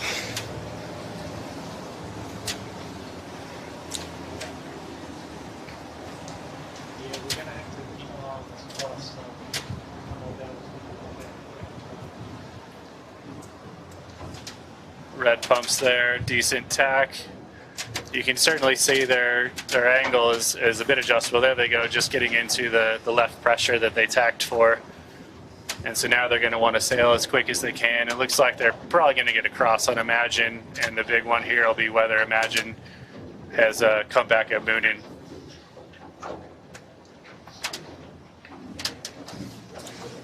Is this the last time to the top? Sort of. You get a bit confused some days out here. Yep. Just getting confirmation off Chits that. Yeah, that's what I was going to say. That Chits thinks it is. So we'll run off Chits. It's always easy. It was like the days of the old inside course. What was it? 11 laps or something? We had this ridiculous course, Graham. It was like the Scaredy Pants course. The top mark was here down to Fairlight Beach, like we're just off Canite Point here. And it was like 8 or 11 times or something, and you're trying to remember where you're at and how many. Some of the boats would actually put little rocks in their spinnaker bag and chuck one out each time. Just made life easier. Some nice counting beans, huh? We just had however many bits of electrical tape on the foredeck, and every time Robbie sacked the chute, a bit of electrical tape went missing. We see in the background there that Imagine Signage is tacked off, so yeah, we can see Moonin here. They're actually in quite light pressure. We know the last couple of times up here, the top left has been sort of where it's at. I'm not sure if that's the case now. I think conditions may have changed a little bit, and they've put themselves out here at risk of maybe losing a bit to Imagine, who seems to have a little bit better pressure down below them. Although we are seeing Moonin sort of sail into a little bit of pressure there and start to react as the pressure and the lift winds in. I think the combined crew weight on Moonin is a bit less than what's on board Imagine Signage. I don't know. They got one of the Beechel boys up on front. Oh, sorry. No, on Imagine you got Sean Connor, but Brett's only 80 kilos or something, isn't he, Tomo? If you talk to him, he is. 76, he told Chits. Yeah. I don't think I've ever seen him at 76 kilos. No, I was going to say, I think he might have to dust down around the corner of his corner of his weighing device.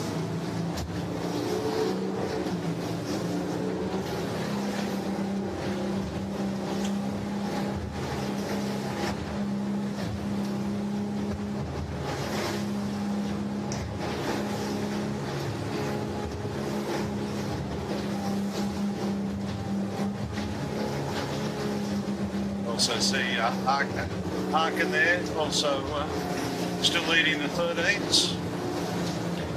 Yeah, nice big sort of long distance coverage they've got on Ebix there as they come up to the probably their last winter lure of their race. It's still important to be, even if you've got a comfortable lead, just to be in the same sort of breeze and area of the race course that second place is, because, you know, especially on late days like this, things can change pretty quickly on one side of a course to another.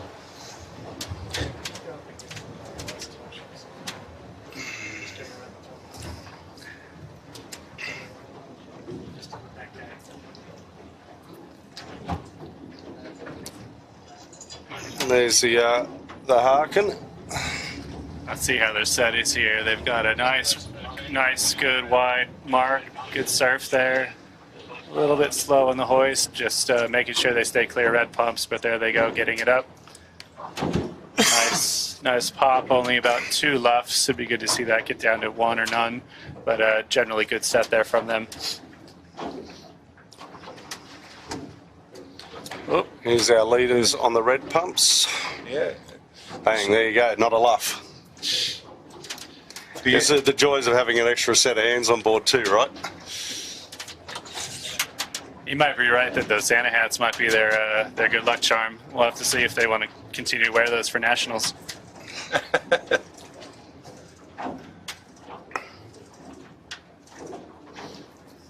Looks like the Imagine's managed to climb it up, come back on Moonin. Imagine signage around next with Moonin to follow, and I think what we might do, viewers at home, is we might stay with this race between these two. What would you be doing, Graham, if you're on the Moonin? Obviously pull your jib on for a start to get around the mark. Well, I just wanted to point out, you know, that Imagine, you know, down at that leeward gate, they split and went to the right upwind, and they really sort of maintained that position. You know, oftentimes you'll see people make a little bit of a gain in one direction and then sail themselves off to the other side of the course for some reason, and they made sure that they stayed to the right of the, you know, the fleet, right, or the group of boats that they're sailing against, just to maintain that advantage or gain that they think that they got, and it looks like they did get that. You know, given where Moonin is now and with Imagine, I don't know if they're going to have the opportunity to chase him down on this single run to the finish. So it may have been worth a try to maybe jive out, as we saw MCC do, and just go for a little bit of a flyer. I mean, they've got a really big gap behind them, so it's a pretty low risk choice potentially. Yeah, well, the 4th place isn't even around the top mark as we speak, so it's like a minute and a bit. Exactly. So I think, you know, if they were really going to have a go at trying to get back at Imagine, it probably would have been a jibe set of that top mark just to give them some separation. You know, that's the first thing you talk about when you do match racing, right? You've got to split tacks. You've got to go the other way to try and make something happen. And in this case, they're sort of just following the leader here. So the likelihood of them being able to chase down someone like Nathan in this situation in the same wind is probably unlikely.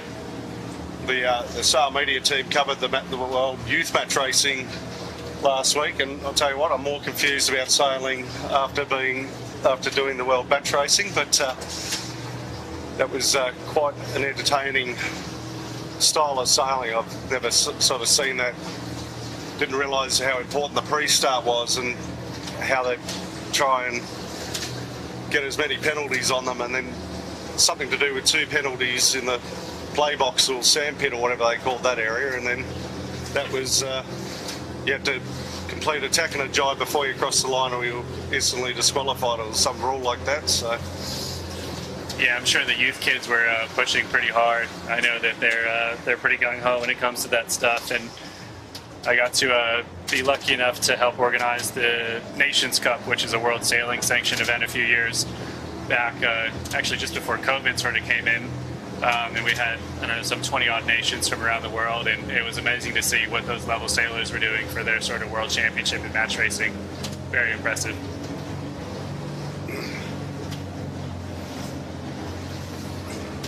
So we can see here, Moonin did probably about one of the only things that they had available left to them, which was to jibe before Imagine.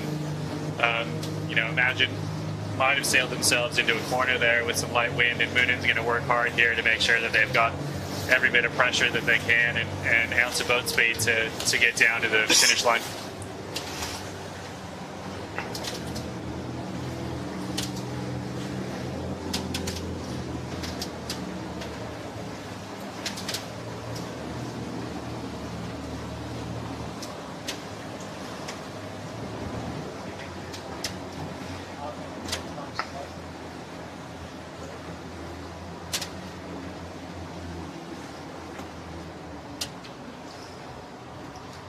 Tell you what, that's Harkin there, top left of screen in the 13s. They have opened up quite a considerable lead in the 13-foot skiff. So I guess when it's light, keep your eyes on them. Yeah, that's what we've seen in the results quite often. You know, we definitely saw it in the state champs as well. We had a couple of witty races up at Drummoyne, and Ebix was able to sort of hang in there and win those races. Harkin was a little bit behind him, but certainly whenever we've had these lighter races, Harkin's been able to get a win over him.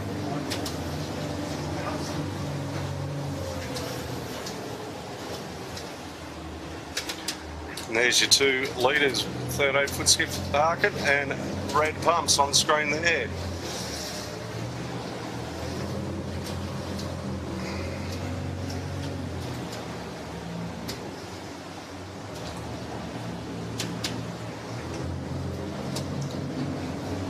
I can't remember, Graham, how many new 13s did we pump out this year? We ended up building 5 new 13s. 4 of them are here at Manly on the water.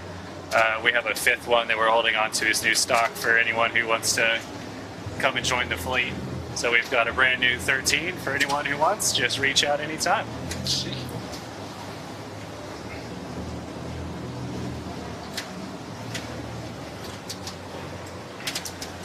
Graham at stgeorgesailingclub.com.au is where you're going to send an email to, right? There you go. That's right. See, I'm not bad. I remember things.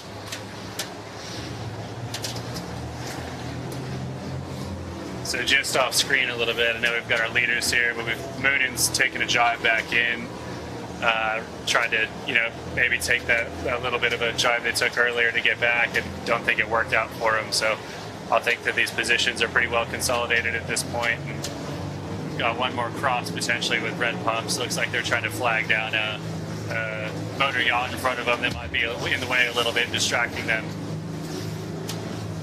Hopefully these guys don't get in the way and cause any problems with their approach to the finish. Looks like they're going to make a decision to go ahead and jibe twice, probably just to avoid that situation altogether, which is a pretty smart move.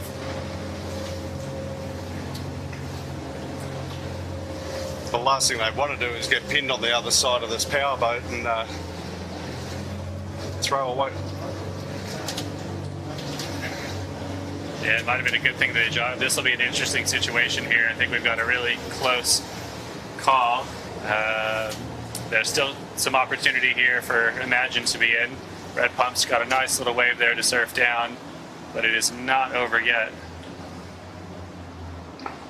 Hopefully they don't sail too far away on those waves, thinking that it feels better to surf than not. We'll just have to see on this final approach, as both boats have a couple of more maneuvers to do.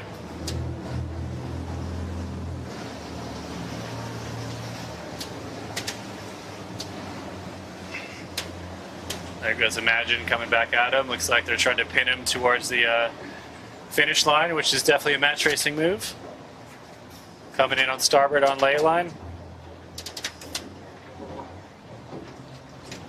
Nice and close here, good speed. It's going to be a close call. They got starboard, but it looks like Red Pumps is just jobbing in front of them. And we'll take the win.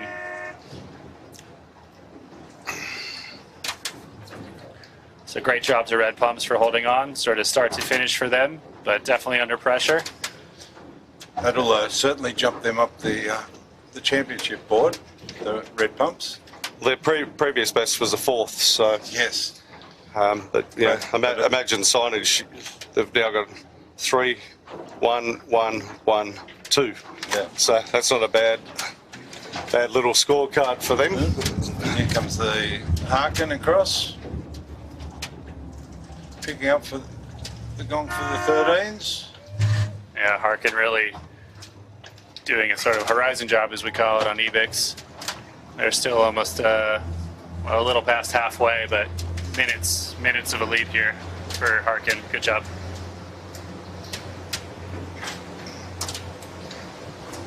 Just off screen, Moon and Imagine and Red Pumps heading home. I bet you Ruffy'd like to be where he is in that lineup now. But in the race.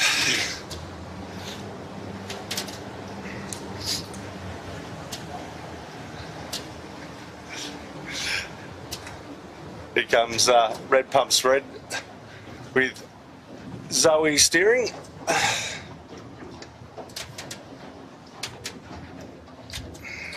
Do we know if Zoe's got a team for nationals? Is she skippering a boat? If there's a spare 16 about and she's not skippering one, we should be getting her one. Yeah, I maybe can I need to go have a chat with her. I mean, it seems like everyone's saying she's the new hot skipper in the fleet, and it sounds like she's had a go on a couple of boats and usually done well when she's behind the helm on them.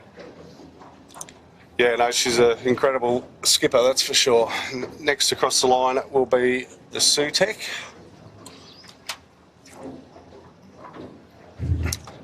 They gapped quite out, haven't they, since the first top mark rounding? There was there were like a huge cluster, and then it's not like they've been going different ways. Like we've seen MCC go the different way each time, but other than that, mostly everyone's been follow the leader.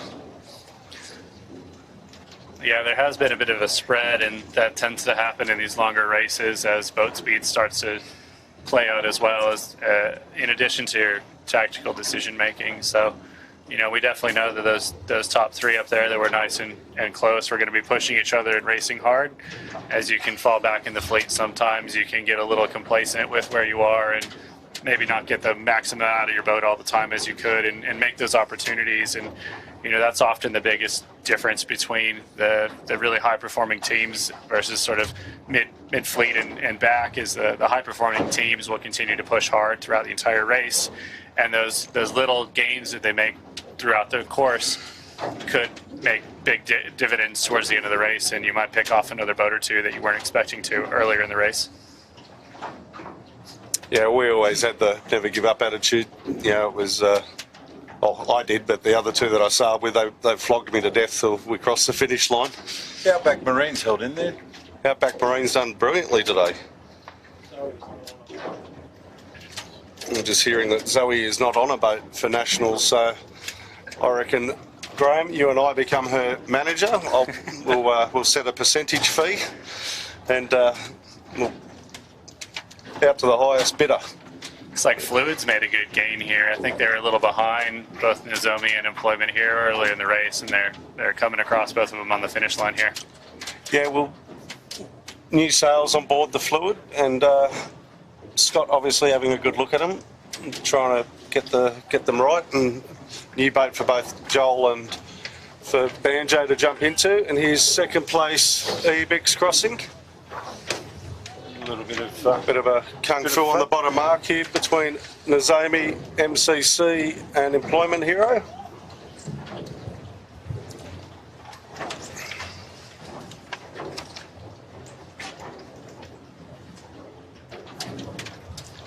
Looks like we've gotten a little bit of a right shift here towards the end of the race, and I mean, I know we saw Nathan and a few boats kind of peel right towards that last upwind. You can see the boats coming from the sort of far left-hand side are coming in a little higher and a bit more pressure with not much options left to the finish line. So, you know, I think Nathan's intuition that we saw earlier that netted him that second place was probably spot on, and as we can see now, there's definitely pressure and an angle that's coming from the right.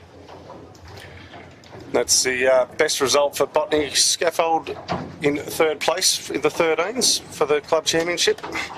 Next across the line will be the Fire Stopping, followed by IME. Not sure what happened to IME either. I mean, they were up in fourth at one point in the race, around a couple of marks, and to finish this far back is a bit surprising. Looks like we've got a broken tiller extension there on Shebang as they just snapped it off. It's always a little bit of the danger when you're running the two tiller extension program in a skiff. You know, wing can come down or you can fall on it, and you're not left with much more than a single tiller at that stage. Yeah, we always used to run a single tiller, and then we always had a spare one taped to a kick-out bar. Like simple things like even the universal joint just breaks for no bloody reason. Like it's always the little things, or in the case of what was it, Noakes and Dave O'Connor, rudder pin. Yeah, like you couldn't write a story about that one. Oh yeah.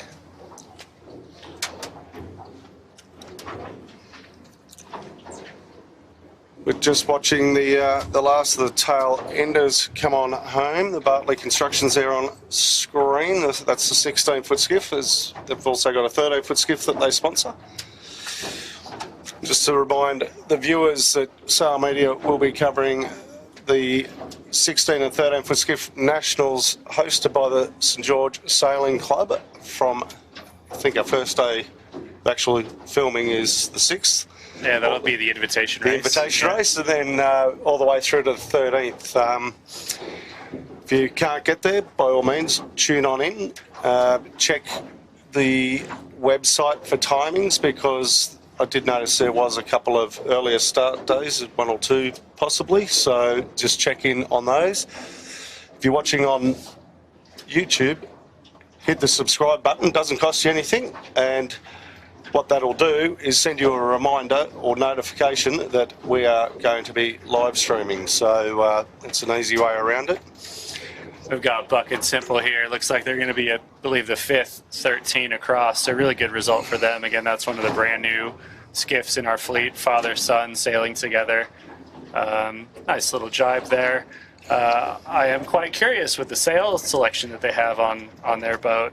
The material is a little bit different than I'm used to seeing. I believe they're running a North program on this boat. And yeah, North sales package on that one. Yeah, North is, I think, really trying to figure out, what their offering looks like in this fleet as they grow to support it and as we continue to grow it as well. So it's sort of not the newer material that we're used to seeing, certainly not 3DI, but it looks like some sort of hybrid Mylar and some other weave. I'm sure we can get Phil or the boys at North to tell us all about it. Yeah, no, they'll get any of them down there at North, so talk about anything, as long as you give them money. Mark Bradford and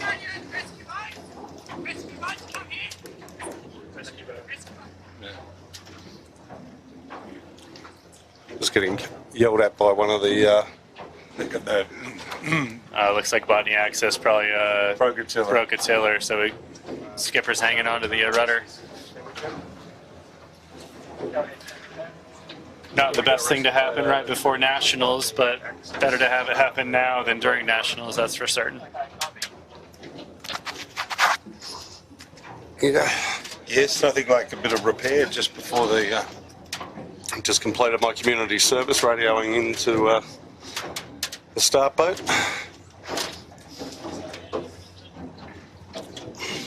And there you go.